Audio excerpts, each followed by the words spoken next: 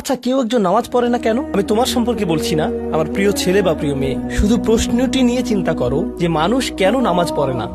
এর অনেকগুলো উত্তর থাকতে পারে, আর এই প্রশ্নের উত্তর আল্লাহর কাছেও আছে। উত্তরটা খুবই ভয়ঙ্কর। এই উত্তরটি আমি খুতবার শুরুতে পড়েছি।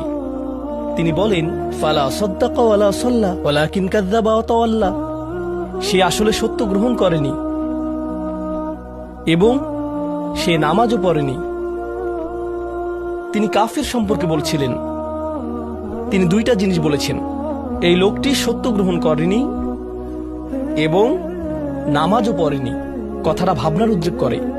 যদি বলা হয় সে সত্য গ্রহণ করেনি, আমার আশা হলো তিনি বলবেন লা সাদ্দাকা ওয়ালা আমানা, কিন্তু তিনি বলছেন লা সাল্লা। এর মানে হলো আল্লাহর সত্য গ্রহণ করার ব্যাপারে তোমার অন্তরে কিছু একটা মিসিং আছে। না না না, বাচ্চাটা বলে আমি আল্লাহকে বিশ্বাস করি, আমি মুসলিম। হ্যাঁ, তুমি এখানে মুসলিম, তোমার মাথায়। কিন্তু এই সত্য তো শুধু তোমার মাথার জন্য না, এই সত্য তোমার অন্তরের জন্য। তুমি এখনো অনুভব করছো না যে ব্যাপারটা কেমন সিরিয়াস। তুমি এখনো উপলব্ধি করছো না যে এটা কি। মাঝে মাঝে কোনো বিষয় তুমি জানো হয়তো, কিন্তু এই নিয়ে চিন্তা করা থেকে পালিয়ে বেড়াও। এটা সত্য, তুমি জানো বিষয়টা কিন্তু চিন্তা করতে চাও না।